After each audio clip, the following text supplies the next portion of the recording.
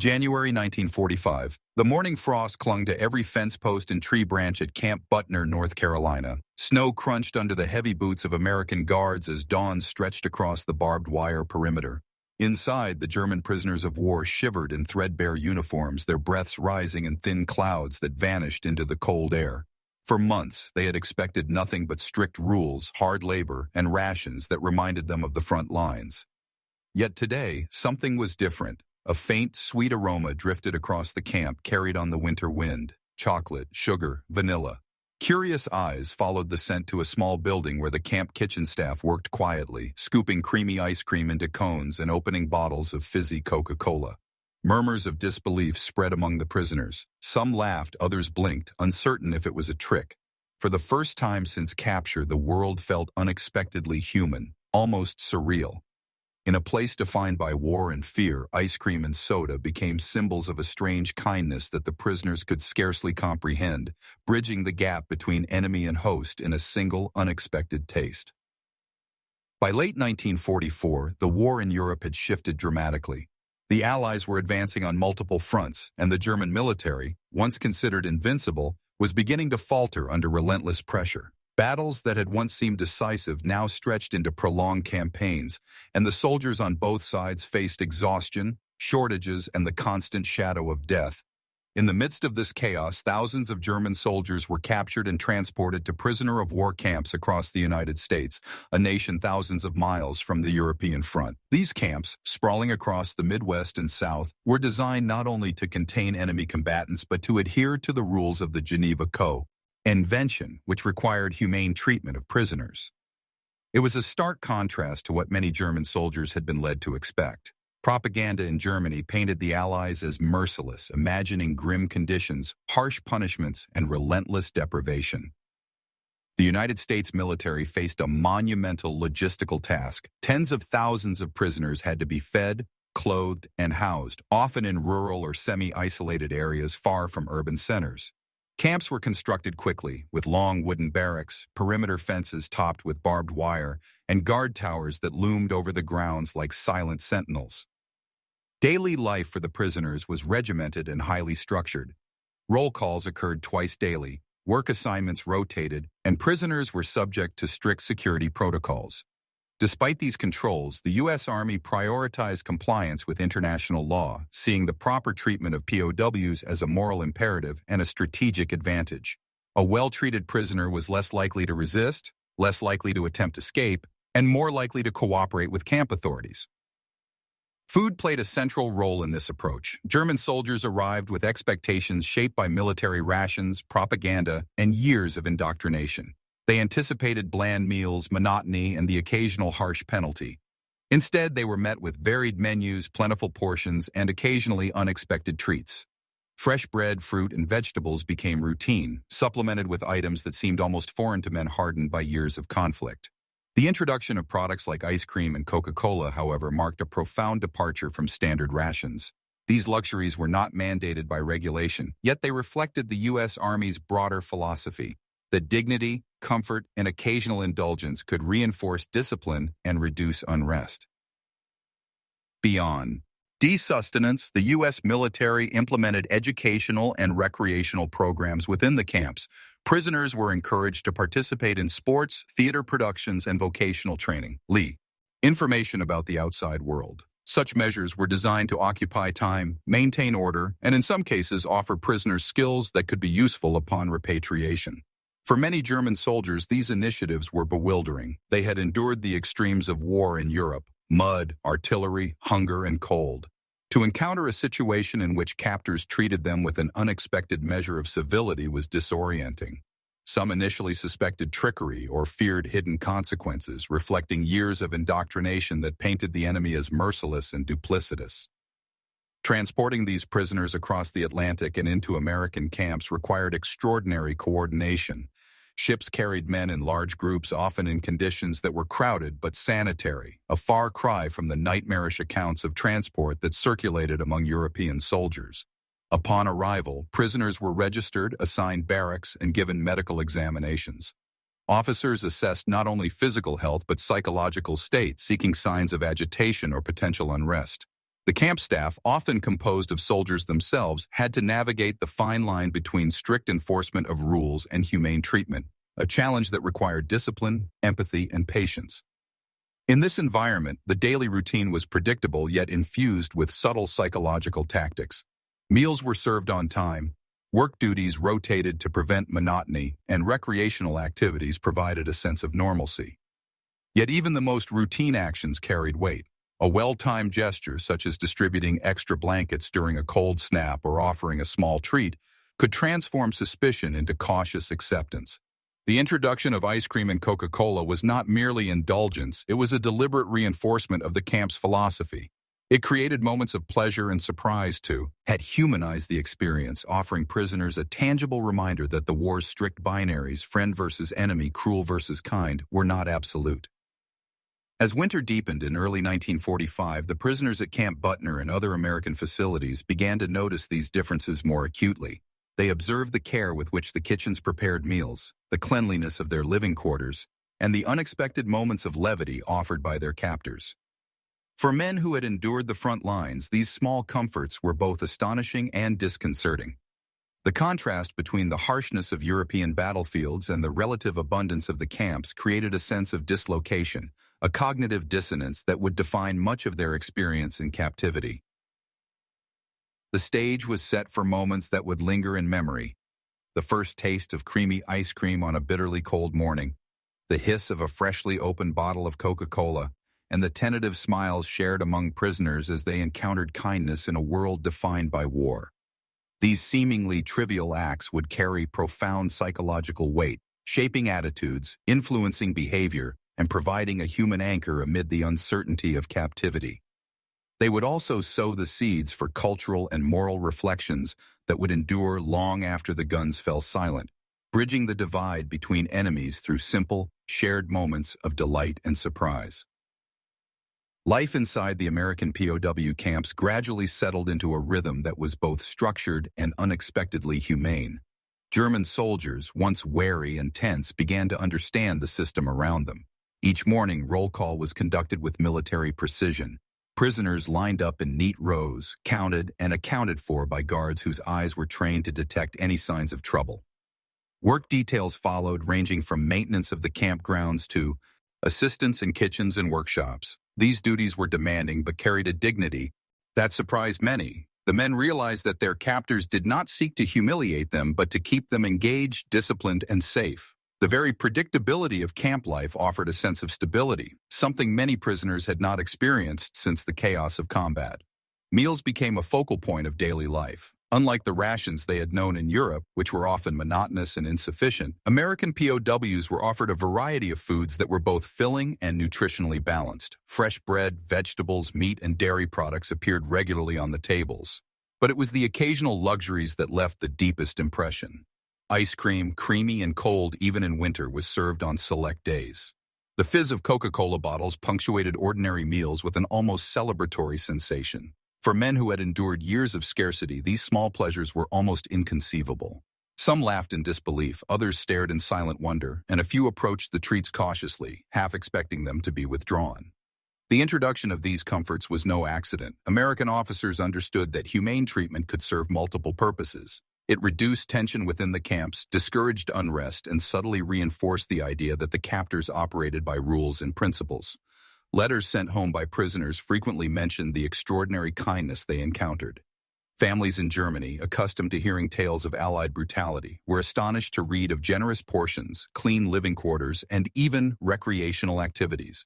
The reports disrupted expectations, creating a disconnect between reality and propaganda. Recreation became an essential element of camp life. Sports fields were maintained for soccer, baseball, and volleyball. Theater groups formed within the barracks, staging performances that drew large audiences. Libraries were stocked with German language books, allowing prisoners to pursue education or leisure reading. Music often filled the halls, whether through small concerts or impromptu performances.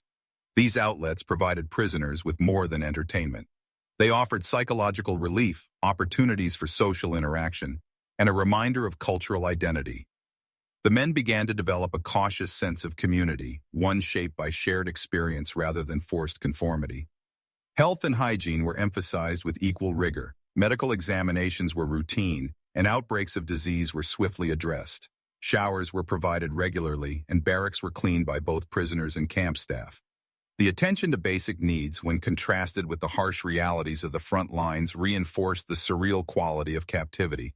Many prisoners had expected the worst: overcrowding, neglect, and exposure to the elements. Instead, they encountered a system designed for efficiency, order, and, above all, humane treatment. Perhaps the most extraordinary aspect was the level of cultural exchange that occurred, often without formal structure. Prisoners who had never imagined the comforts of American life found themselves participating in conversations with guards, learning about customs, holidays, and daily routines. They observed a society functioning under rule of law, with civilians often contributing to camp life through Red Cross packages or volunteer support. These interactions challenged assumptions, forcing prisoners to reconcile their indoctrinated beliefs with the tangible reality before them. Over time, the introduction of simple indulgences, ice cream, soda, special meals, transformed from novelty to expectation. These treats carried symbolic weight. They represented civility in a world dominated by violence, a reminder that human kindness could exist even amid global conflict.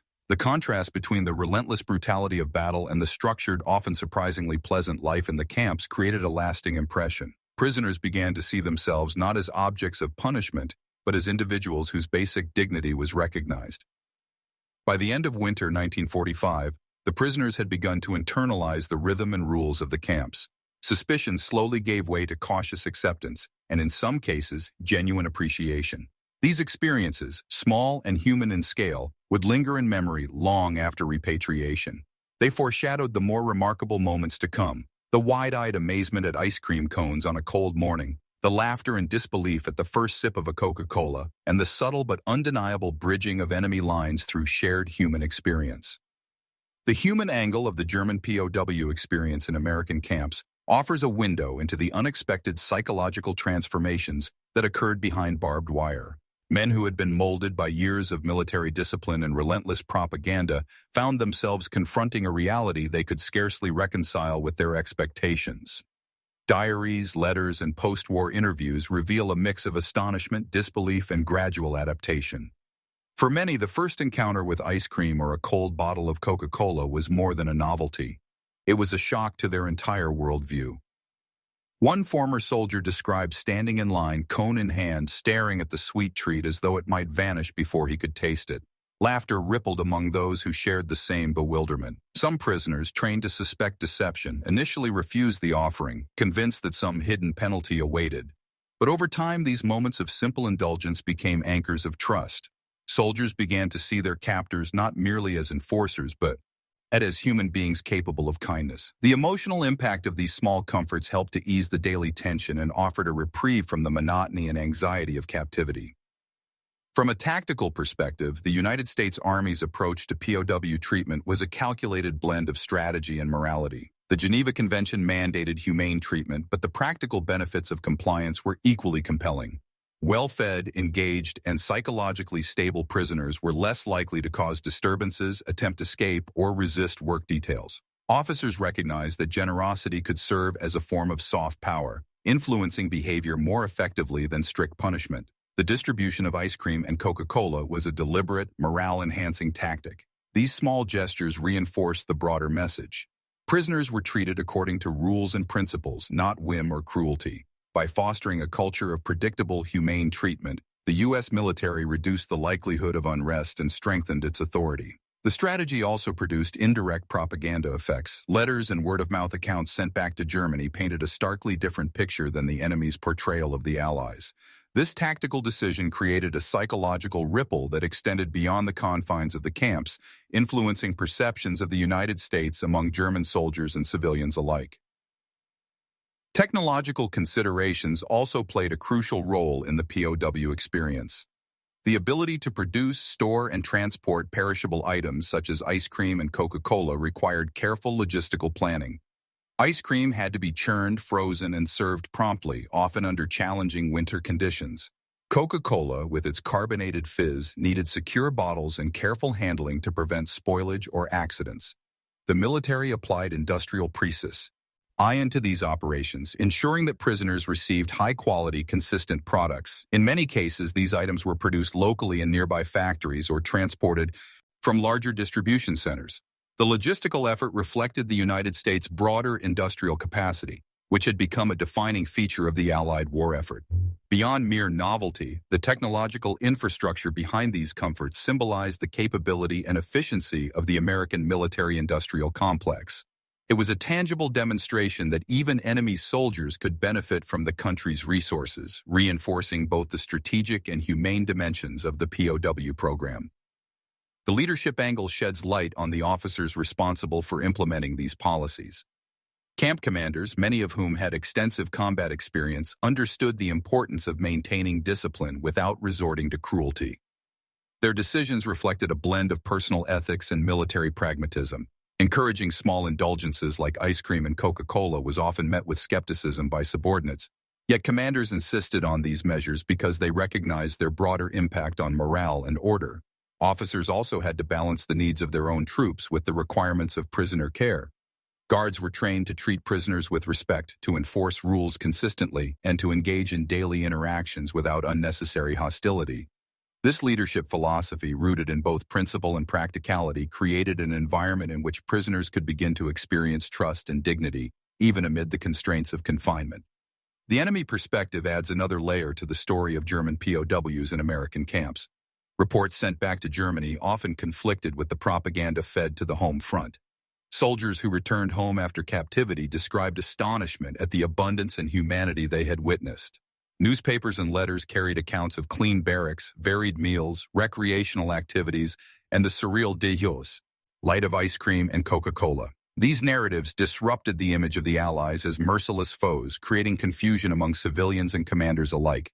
The contrast between the harsh realities of combat and the unexpected civility in captivity forced a re-examination of enemy assumptions. It was a psychological jolt. Soldiers who had endured hunger, cold, and relentless artillery fire could scarcely reconcile that their captors had provided comfort and even small luxuries. This clash of perception versus experience challenged ingrained beliefs, sowing doubt and fostering a grudging respect for the humanity of the American system. The moral and ethical angle underlines the significance of these acts beyond mere convenience or strategy. Treating prisoners with dignity, offering unexpected comforts, and maintaining humane conditions exemplified a principle that transcended the battlefield. The U.S. military demonstrated that even in war, ethics could coexist with operational necessity. Providing ice cream and Coca-Cola was not mandated, yet it became a symbol of moral consideration, showing that human decency was compatible with military discipline. Officers, guards, and camp staff were not simply following orders, they were actively cultivating an environment in which prisoners' psychological and emotional needs were acknowledged. This ethical framework had profound implications, shaping the prisoners' perceptions of fairness, trust, and decency, and establishing a precedent for humane treatment in future conflicts. The cultural angle illustrates the broader social impact of these experiences. American soldiers, civilian volunteers, and camp staff engaged in small but meaningful exchanges with the prisoners. Sports matches, theatrical performances, and shared meals created opportunities for cultural interaction that would have been unimaginable in the combat zones of Europe. Prisoners observed American customs, learned new phrases, and encountered a society structured around law, fairness, and civility. Ice cream socials or Coca-Cola breaks became more than treats. They were cultural touchstones, moments of connection that transcended the boundaries of nationality and conflict. These interactions subtly reshaped the prisoner's worldview, demonstrating that enemies could be human, approachable, and capable of unexpected generosity.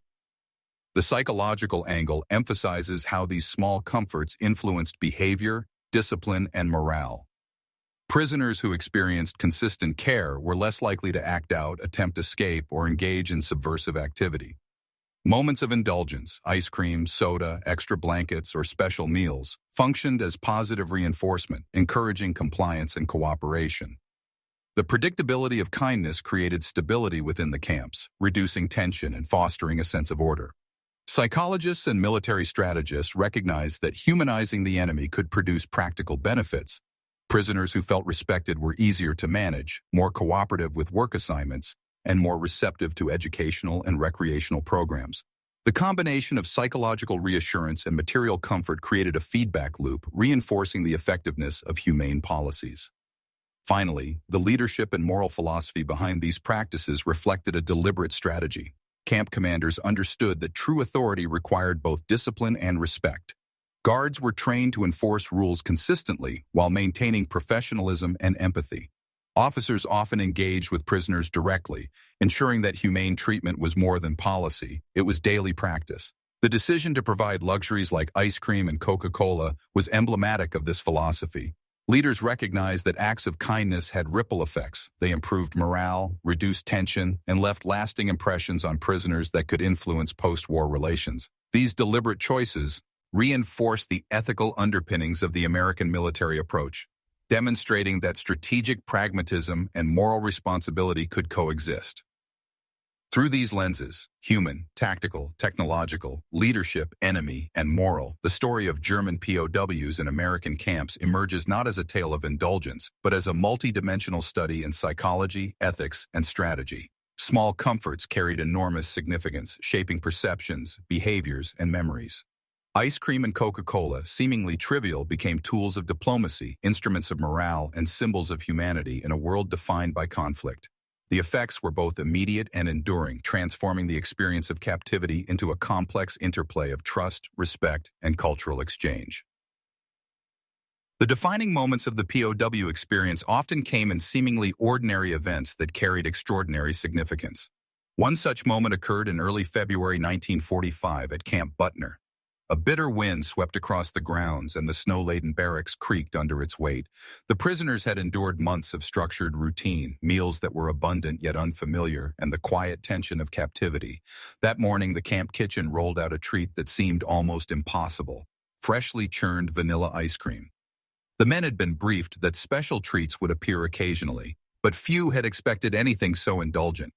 Lines formed outside the kitchen, prisoners chatting nervously, some laughing, others standing in stunned silence. The first cones were handed out, and disbelief rippled through the crowd. Soldiers unaccustomed to pleasure in their daily lives hesitated, unsure if tasting the ice cream was permissible. Then, slowly, one soldier took a tentative lick, his eyes widening in surprise. Others followed, and laughter spread as the absurdity of the situation sank in. The cold, creamy texture, the sweetness that had long been absent from their lives, it was almost surreal. A similar moment occurred that same month when bottles of Coca-Cola were distributed. The hiss of opening glass, the fizz rising to the brim, and the sharp, sweet taste were unlike anything the men had encountered in Europe.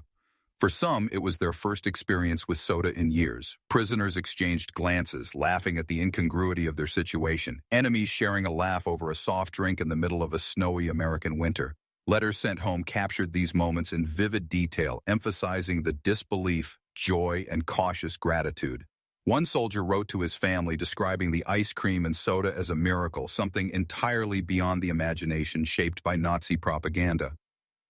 Families back in Germany were astonished, struggling to reconcile reports of generous captors with the portrayal of the Allies as cruel and unforgiving.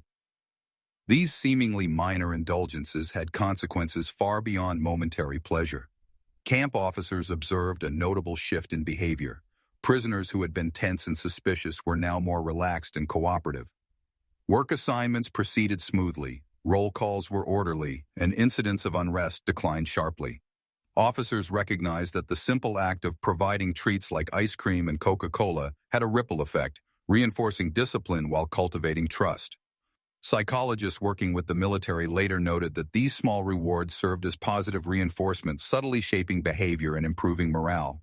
The effect was cumulative. Repeated experiences of kindness transformed prisoners' perceptions of authority, reducing tension and creating a sense of predictability that had been absent in the chaos of war. The turning point extended beyond individual moments of indulgence. In several PS, including Butner, organized events amplified the impact of these treats. Ice cream socials were held where prisoners gathered in designated areas, sharing cones and conversation. Coca-Cola breaks became mini celebrations, often accompanied by music or informal games. The social dimension reinforced the psychological effects, providing prisoners with opportunities to interact, laugh, and experience camaraderie despite the circumstances of captivity. These gatherings were closely monitored, ensuring that discipline was maintained, but the atmosphere was notably lighter than the everyday routines of the camp. Prisoners began to see a consistent pattern. Kindness was predictable, intentional, and part of a larger system of humane treatment. Red Cross inspections further cemented the significance of these moments. Representatives visited the camps to ensure compliance with international standards, observing the distribution of treats and the general well-being of prisoners. Their reports highlighted the unusual level of comfort, praising both the infrastructure and the approach taken by officers. These visits were morale boosters not only for the POWs but for the American staff. The positive reinforcement of third-party acknowledgement validated the efforts to humanize captivity. Soldiers recognized that their experiences were being documented and that humane treatment was a matter of principle, not merely convenience.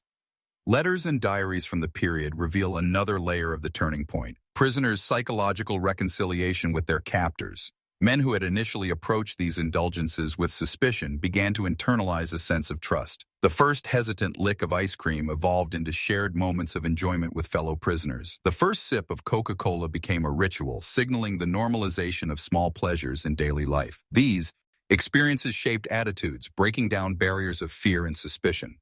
Soldiers began to view their American captors not as arbitrary enforcers of confinement, but as individuals capable of empathy, fairness, and even generosity. The culmination of these events marked a decisive shift in the POW experience.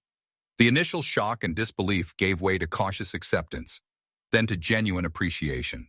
Prisoners adapted to the rhythm of camp life, integrating moments of indulgence into their daily routines. Ice cream and Coca-Cola became symbols of civility, tangible reminders that humanity could persist even amid global conflict. These small acts of kindness had transformative power, bridging the gap between enemy and host in ways that strict discipline alone could not achieve.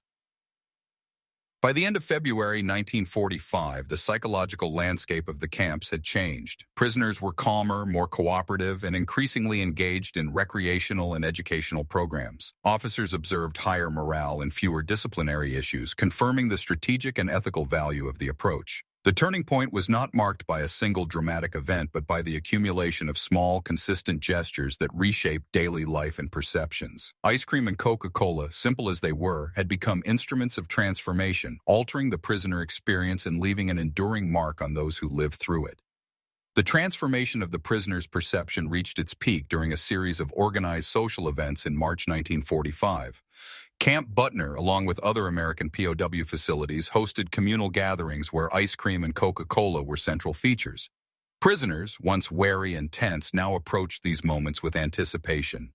Men stood in lines, cones in hand, sharing smiles, laughter, and brief conversations that had been unthinkable only months earlier. The sensory experience, the cold cream of ice cream melting against the tongue, the sharp fizz of soda, became a shared language, transcending nationality and the residual suspicion of captivity.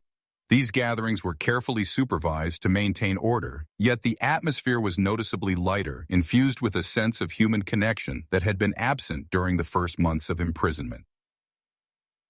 A particularly memorable event occurred when a group of prisoners were invited to an impromptu baseball game organized by camp staff. The players, a mix of Americans and Germans, took the field with a palpable mix of excitement and curiosity. Ice cream and Coca-Cola were distributed before and after the game, emphasizing camaraderie and goodwill. For the German soldiers, the experience was surreal, competing alongside former enemies, celebrating small victories with laughter, and enjoying treats that had once seemed impossible in a wartime context. Letters home captured the absurdity and wonder, describing the contrast between the battlefield in Europe and the unexpectedly pleasant conditions of captivity in America. The event became emblematic of a broader shift in attitudes, demonstrating that structured indulgence and recreation could foster trust, cooperation, and even a tentative sense of joy. These moments were not merely entertainment, they were pivotal in reinforcing discipline and morale. Prisoners who had initially resisted camp routines now participated willingly in work details, roll calls, and recreational programs. Officers reported fewer incidents of tension or defiance, noting that the positive reinforcement of small pleasures, ice cream, soda, and organized leisure, created a psychological framework that encouraged compliance.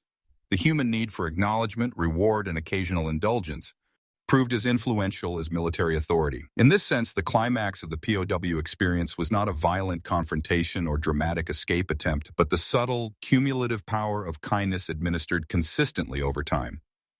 The role of camp leadership was critical in shaping these transformative experiences. Commanders understood that predictable, humane treatment fostered stability and reinforced the authority of the camp. Officers engaged directly with prisoners, monitored the distribution of treats, and ensured that recreational activities were inclusive and well-organized. Their philosophy was clear. Authority rooted in fairness and empathy was more effective than fear or intimidation. By allowing moments of enjoyment and human connection, they cultivated an environment in which prisoners could adapt psychologically to captivity without resistance or despair. This approach required foresight, discipline, and a moral commitment to uphold the principles of humane treatment, even in the midst of global conflict. The impact of these experiences extended beyond the immediate environment of the camps. Reports of generous treatment, unusual comforts, and recreational events reached families in Germany, challenging the narratives constructed by Nazi propaganda. Soldiers' letters described the abundance, kindness, and occasional indulgences they had encountered, creating a dissonance between expectation and reality. These accounts sowed doubt among civilians and military officials, illustrating that the enemy could act with restraint and humanity. The psychological implications were profound. Prisoners began to internalize the idea that their captors were not inherently cruel, and families at home were forced to reconsider their perceptions of the Allies. Education and cultural exchange further amplified the significance of these events. Recreational activities were often paired with informal lessons, language practice, and discussions about customs.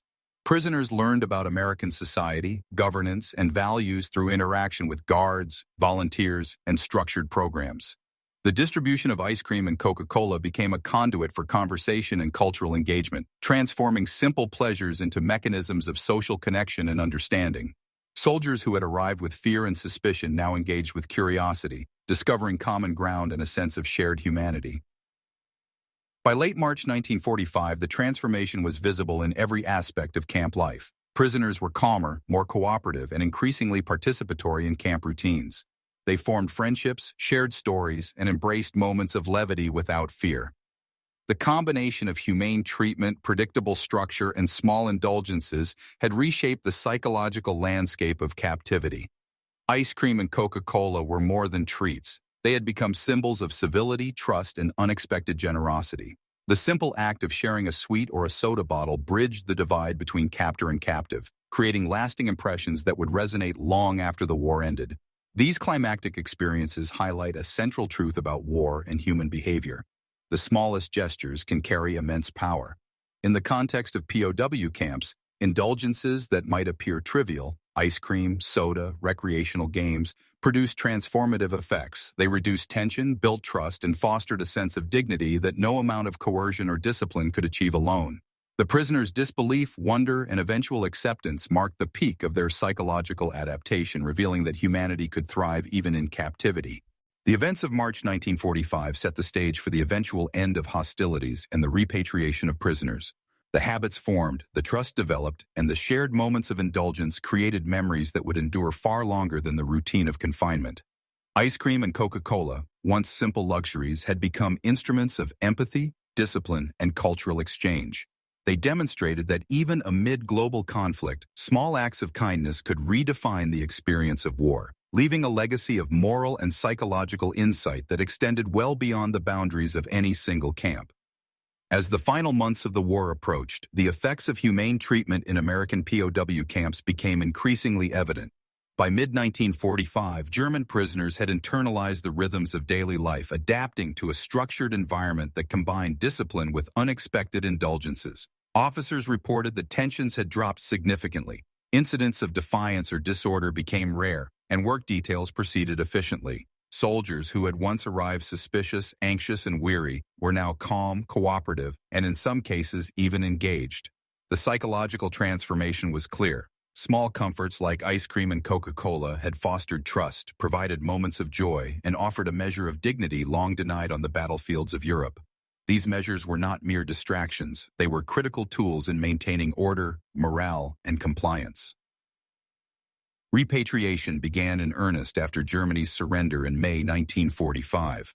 Thousands of prisoners boarded ships bound for home, leaving behind the camps that had, for many, become a paradoxical sanctuary.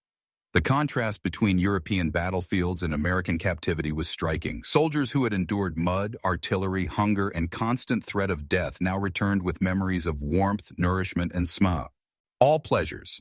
Letters and post-war interviews consistently highlight the disbelief and gratitude that defined these experiences. Ice cream, soda, and recreational activities were repeatedly mentioned as highlights, often framed as emblematic of the larger surprise of being treated with unexpected kindness. Statistical reports provide context to these personal accounts. The United States held tens of thousands of German prisoners in camps across the country. Facilities like Camp Butner, Camp Clinton, and Camp Shelby adhered strictly to the Geneva Convention, ensuring not only basic needs but also implementing programs designed to maintain morale. Records show that food quality was high, barracks were clean, and medical care was consistently available. Incidents of disease or malnutrition were minimal, and recreational and educational opportunities were widely provided. The widespread implementation of humane practices underscores that moments of indulgence, ice cream and Coca-Cola included, were part of a deliberate and successful strategy rather than isolated exceptions. The human impact extended beyond individual soldiers. Families receiving letters describing the camps were often astonished. Accounts of ice cream cones on cold winter mornings, bottles of Coca-Cola, and organized recreational events disrupted the narrative of Allied cruelty that had been propagated in Germany. These reports challenged both civilian and military assumptions about enemy behavior, creating a cognitive dissonance that persisted even after the war. Soldiers' recollections, often tinged with humor and disbelief, emphasized that their captors were capable of kindness without compromising security or authority. This insight reshaped perceptions of the United States in the eyes of German POWs and indirectly in the German public imagination. The end of hostilities also highlighted the strategic success of humane treatment. Officers noted that prisoners who had been treated with dignity were less likely to resist during transport, more cooperative during processing, and more adaptable to instructions related to repatriation. The lessons of discipline reinforced through kindness had proven operationally effective. Moreover, the psychological benefits carried long-term significance. Many former POWs recounted that their experiences in American camps influenced their attitudes toward authority, discipline, and ethical conduct in the years that followed. Moments once dismissed as trivial, sharing an ice cream cone, sipping a soda, or participating in a friendly baseball game, left an enduring imprint on their understanding of human decency in times of extreme adversity. These experiences also informed post-war policy and historical reflection. Military strategists and historians would later analyze the American approach as a successful example of combining ethical treatment with practical outcomes. The camps demonstrated that moral conduct in war was not merely aspirational, but could serve strategic, operational, and psychological objectives simultaneously. The interplay between kindness, discipline, and morale created a template that informed future conflicts, illustrating that humane treatment was both ethically and pragmatically advantageous. The story of German POWs enjoying ice cream and Coca-Cola, seemingly minor indulgences, had profound consequences. They symbolized a bridge between enemies, a glimpse of civility in the midst of destruction, and a practical tool for managing large groups of captives efficiently. These small comforts reshaped attitudes, reinforced discipline, and created memories that endured long after the guns fell silent. They were, in every sense, part of the turning point in the prison. Earth's psychological experience, a quiet but powerful affirmation that humanity could survive even in war. The repatriation of German prisoners in mid-1945 marked the conclusion of their American captivity, but the impact of humane treatment lingered long after they returned home. Soldiers disembarking from transport ships carried with them vivid memories of camp life, from the disciplined routines to the extraordinary indulgences that had punctuated their confinement. Ice cream cones in the cold winter air, the fizz of a freshly opened Coca-Cola, shared laughs during recreational games. All of these seemingly trivial experiences had left deep psychological impressions. These moments were frequently cited in post-war memoirs, interviews, and letters, emphasizing the lasting resonance of simple kindness amidst the enormity of conflict. Prisoners consistently remarked that such gestures were incomprehensible given the harsh realities they had faced in Europe. highlighting the contrast between expectation and experience. The broader consequences extended to post-war relations and perceptions. Former POWs returned to a Germany that was devastated, demoralized, and disoriented. The stories of their treatment in American camps challenged the narrative of an infallibly cruel enemy and forced civilians and military personnel alike to reconsider their assumptions. These personal accounts contributed, in small but meaningful ways, to the eventual reconciliation between Germany and the United States. The recognition that one's former captors had acted with humanity provided a foundation for empathy, understanding, and the reconstruction of international relationships in the post-war period. It was a testament to the enduring power of ethical conduct even in the context of global warfare. The psychological impact on returning soldiers was profound. Many reported that their experiences of humane treatment altered their understanding of authority, discipline, and morality. They had witnessed firsthand that strict adherence to rules combined with empathy and fairness could coexist with order and security. The moments of delight, ice cream, soda, recreational activities, were not merely diversions but served as anchors of trust and reassurance. These experiences often became reference points for soldiers' later reflections on human behavior, ethics, and leadership, shaping their worldview in ways that extended well beyond their military service. From an operational perspective, the success of humane treatment in American POW camps reinforced the importance of moral conduct as a strategic tool. Officers recognized that kindness, consistency, and dignity could produce tangible results: higher morale, fewer disciplinary issues, and greater cooperation. These outcomes were not only ethically sound but also practically effective, demonstrating that humanizing the enemy could serve both moral and operational objectives. The combination of structured routine, reliable provision of needs, and occasional indulgences had created a stable, manageable, and psychologically resilient prisoner population, a model that informed subsequent military doctrine and policy in the decades to follow.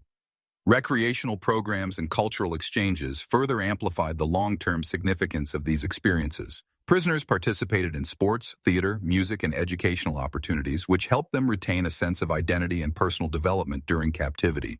These activities, often coordinated alongside the provision of ice cream and Coca-Cola, fostered a sense of normalcy and engagement. Prisoners developed social bonds, shared moments of levity, and learned to navigate cross-cultural interactions with their captors.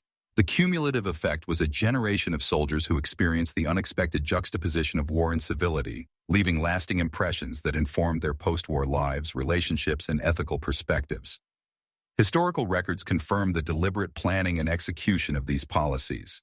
Military reports, Red Cross inspections, and first-hand accounts consistently emphasize the attention to detail, consistency, and moral consideration exercised by camp personnel. The combination of hygiene, nutrition, recreation, and occasional indulgences was carefully orchestrated, reflecting both ethical commitment and strategic foresight. These measures proved remarkably effective, creating a framework in which humane treatment, operational efficiency, and psychological stability coexisted seamlessly. By the time prisoners were repatriated, ice cream and Coca-Cola had become more than just treats. They were symbols of civility, humanity, and unexpected generosity. They represented moments of connection, understanding, and shared humanity in a world dominated by conflict and brutality.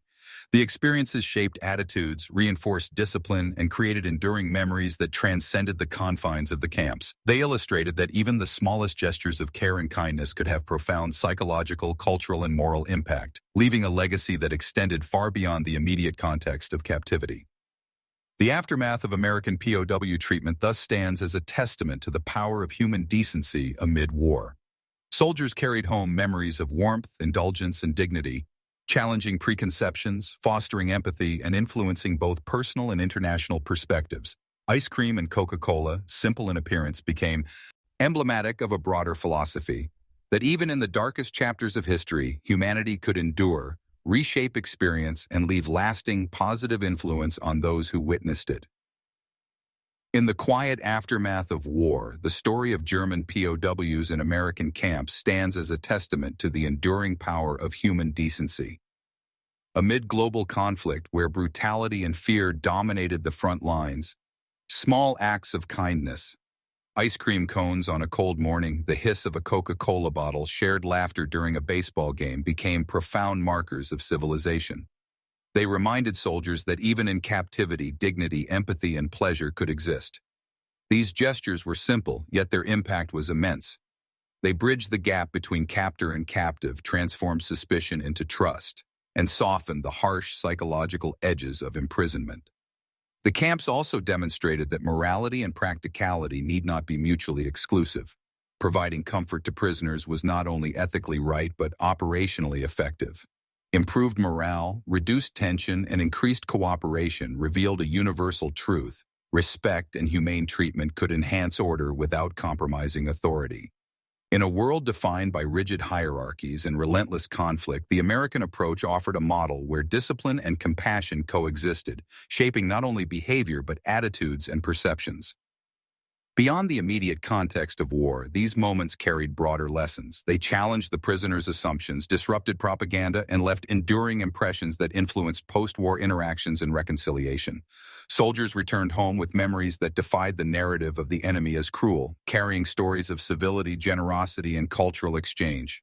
Ice cream and Coca-Cola, seemingly trivial, became symbols of a larger moral truth: that human kindness could survive even amid destruction, leaving echoes that lasted far longer than the battles themselves. Ultimately, the legacy of these experiences reminds us that history is not shaped solely by strategy, weaponry, or victories on the battlefield. It is also defined by the choices humans make in the treatment of one another, by small gestures that affirm dignity and compassion. In the frozen mornings of a POW camp, the taste of sweetness became more than sustenance. It became a quiet declaration that humanity could endure, even in the most unlikely places, and that empathy, however small, could transcend the divisions of war. This is where the story of ice cream and Coca-Cola in American POW camps finds its enduring significance, bridging enemies, shaping memory, and affirming the resilience of human kindness.